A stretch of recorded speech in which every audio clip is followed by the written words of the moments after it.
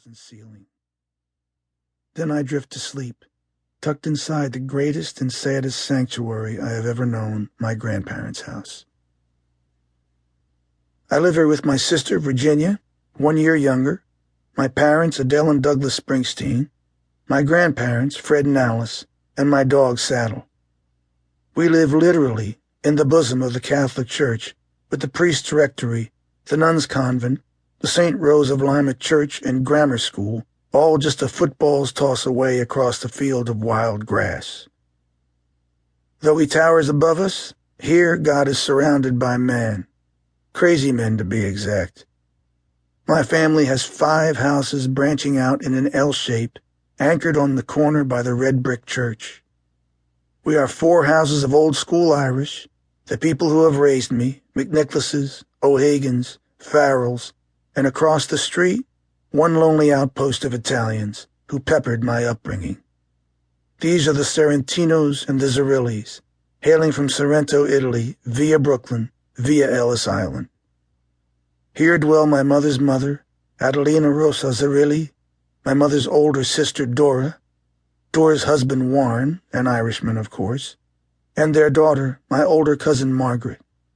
Margaret and my cousin Frank are championship jitterbug dancers, winning contests and trophies up and down the Jersey Shore. Though not unfriendly, the clans do not often cross the street to socialize with one another. The house I live in, with my grandparents, is owned by my great-grandmother, Nana McNicholas, my grandmother's mother, alive and kicking just up the street. I've been told our town's first church service and first funeral were held in our living room.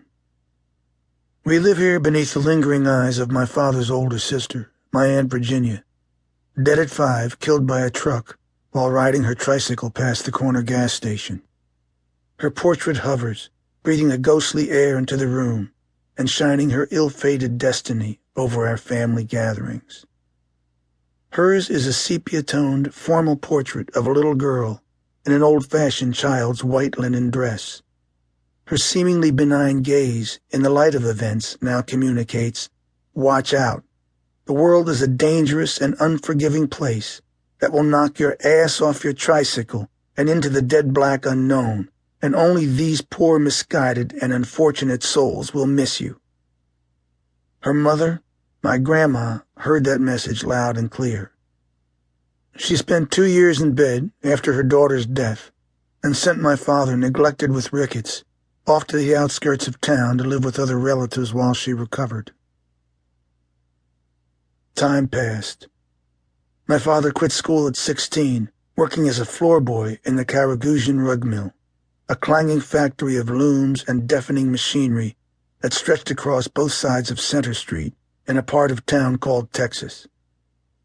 At 18, he went to war, sailing on the Queen Mary out of New York City. He served as a truck driver at the Battle of the Bulge, saw what little of the world he was going to see, and returned home. He played pool very well for money. He met and fell in love with my mother, promising that if she'd marry him, he'd get a real job. Red flag. He worked with his cousin, David Dim Cashin, on the line at the Ford Motor Plant in Edison, and I came along. For my grandmother, I was the firstborn child of her only son and the first baby in the house since the death of her daughter. My birth returned to her a life of purpose. She seized on me with a vengeance. Her mission became my ultimate protection from the world within and without. Sadly, her blind, single-minded devotion would lead to hard feelings with my father and enormous family confusion. It would drag all of us down. When it rains, the moisture in the humid air blankets our town with the smell of damp coffee grounds wafting in from the Nescafé factory at the town's eastern edge. I don't like coffee, but I like that smell. It's comforting. It unites the town in a common sensory experience. It's good industry. Like the roaring rug mill that fills our ears, brings work and signals our town's vitality. There is a place here. You can hear it, smell it, where people make lives, suffer pain, enjoy small pleasures, play baseball. To keep listening to this audiobook for free, click the link in the description. It will take you to a free Audible trial where you can listen to this and many other books for free for 30 days.